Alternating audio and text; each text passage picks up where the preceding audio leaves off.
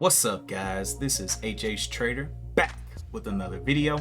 It has been quite a while since I've done a recorded video, but I'm getting back into the hang of it. In this video, we will be focusing on uranium. Uranium has been on my watch list for a little while now, not too long.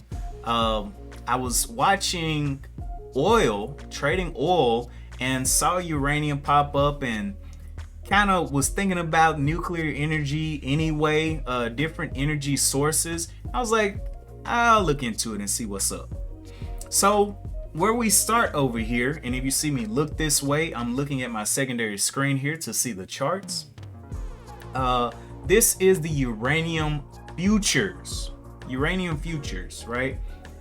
At the top here, we saw that it had a high of the 140.15 back in 2007, and it came all the way down to $17. And over the past couple of years, it has been making its way up slowly, and just forming a nice little big U shape, right? If we think about this, the past couple of weeks, we've heard so much about nuclear power. We've heard about all kind of energy, right? Oil's been going up, different energies popping in and out, and that's what kind of got me interested in this. Now, on this chart, this is per pound. So the price per pound, it is $53 per pound of uranium right now. So some of the questions that I needed to answer for myself, I already kind of knew about uranium, but I had never really delved into uranium. So let's just go into that really quick and answer some questions over here in the browser. So the first question, biggest question, what is uranium and how does it work? And this was the page or website that I've found with some pretty credible information, right? This is the World Nuclear Association, and I'll be posting this link and all the links that you see into the description for you guys to look at as well, to cover anything that I don't see or anything that you're more interested in on the page. Anyway, let's start here. So uranium is a heavy metal which has been used as an abundant source of concentrated energy for over 60 years. Uranium occurs in most rocks in concentrations of 2 to 4 parts per million, and is as common in the Earth's crust as tin, tungsten, or molybdenum. Uranium occurs in seawater and can be recovered from the oceans. Uranium was discovered in 1789 by Martin Klaproth, a German chemist, in the mineral called pitch blendy. It was named after the planet Uranus, which had been discovered 8 years earlier. Okay, so I'm gonna go ahead and scroll down. If you're more interested in anything you see that while I'm scrolling, you can check out the links below. All right, but let's get down here to who uses nuclear power. About 10% of the world's electricity is generated from uranium in nuclear reactors. This amounts to over 2,500 terawatts each year, as much as from all the sources of electricity worldwide in 1960. It comes from about 440 nuclear reactors with a total output capacity of about 390,000 megawatts, operating in 32 countries. And it says about 55 more reactors are under construction and about 100 are in the plans. So we have a list of countries here, but after you finish reading those countries, it says they get 30% or more of the electricity from nuclear reactors. The US has 90 reactors operating, supplying 20% of its electricity. France has over 70% of its electricity from uranium.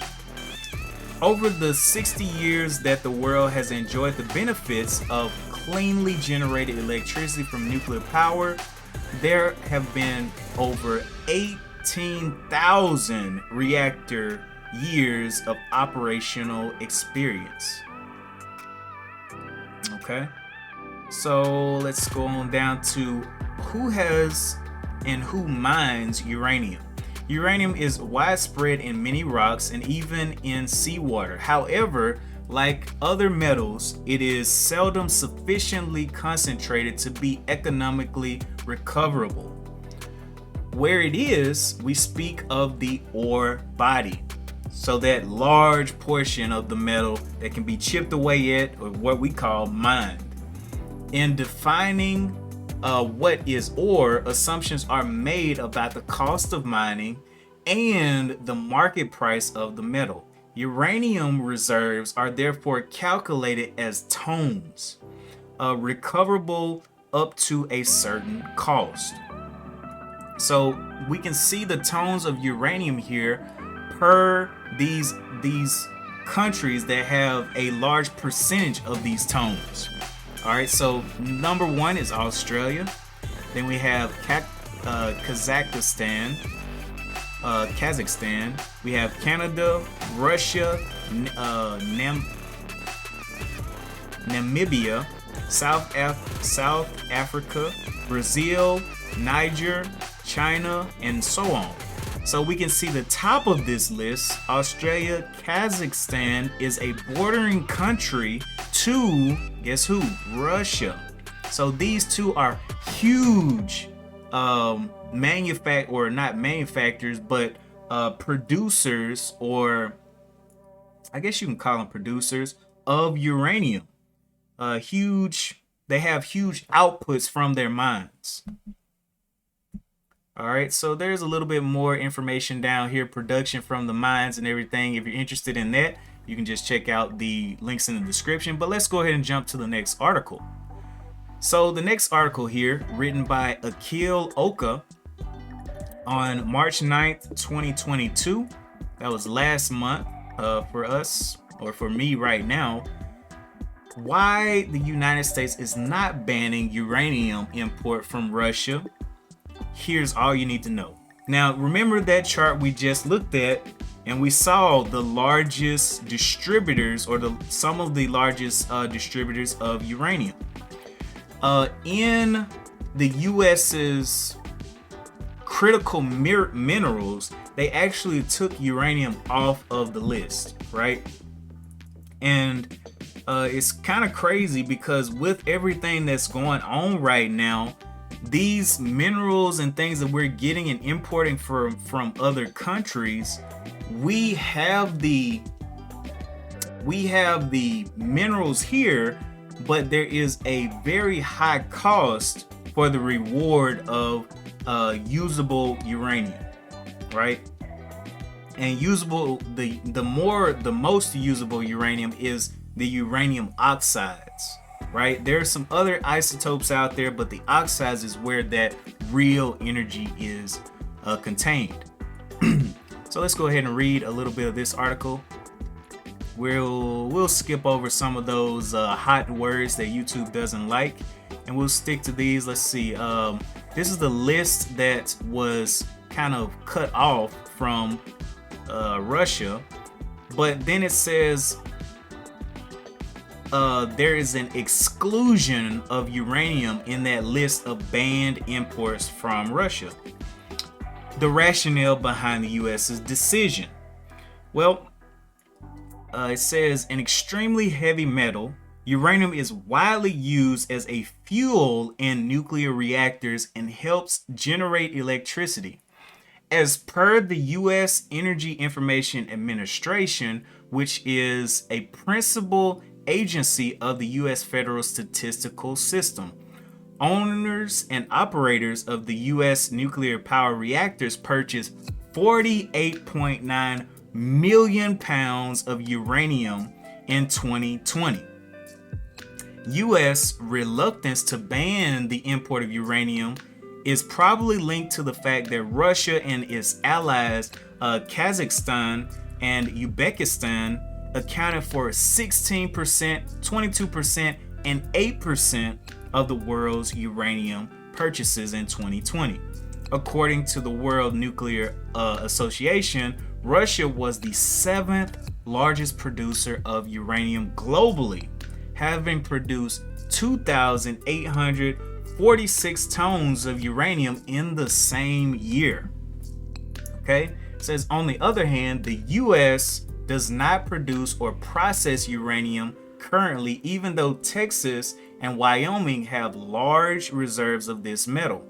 While Australia and Canada have large deposits of uranium as well, Russia's supplies are cheaper and thereby facilitating low electricity prices in the US.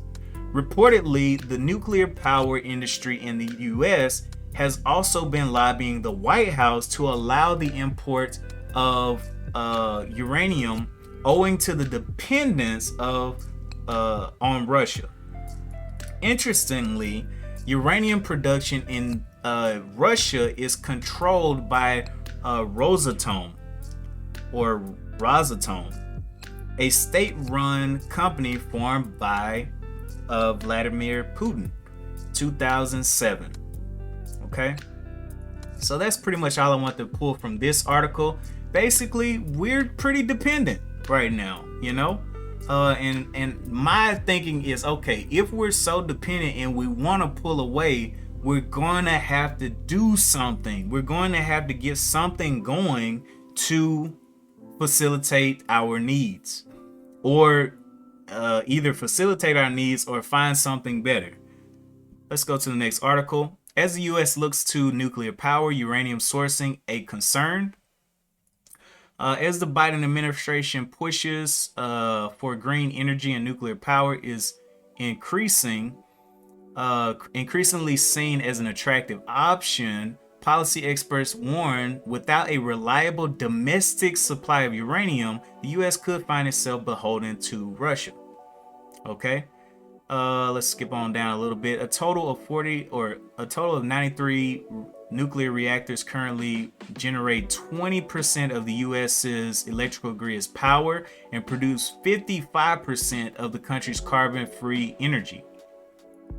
All right, so let's see. Garnering bipartisan support, nuclear power has become a desirable alternative to wind and solar as a way to satisfy the nation's 21st century energy needs without producing more carbon. Although Energy Secretary Jennifer Granholm has endorsed nuclear power, the United States has a long way to go to ensure a steady supply, according to experts. Okay. The Energy Information Administration reports the domestic uranium production fell to an all-time low in 2019, and the U.S. sourced 46% of the mineral from Russia and Russian allies in 2020. The U.S. Geological Survey also scratched uranium as a critical mineral last year, a decision that senators from the western states have sounded the alarm on. One says, "I'm worried about our domestic reliance on imported uranium, specifically Russian imported uranium," Utah Republican Senator Mike Lee said during the meeting of the Senate Committee on Energy and Natural Resources. "I think this poses a significant strategic risk to the United States." Okay, so you can read down into the rest of that if you want to, but I'm just gathering variables, gathering the information, and just looking at this thing as a total or a whole to see what are they going to do about this whole uranium thing. Next article. Uranium may regain critical status despite the USGS move. So like we were just talking about, uranium got scratched, but it may regain that status because of the reliance on the imports from other countries, right? And so that's what this is basically. This is just another article talking about that, and you can go in and look at that article as well. This was written by J.L. Holzman from this is EEnews.net, and I believe the last one was Newsmax.com. Now, further about the cons, some of those cons of the mining of uranium. So the Navajo Indians, Navajo residents, they had mines on that land, right?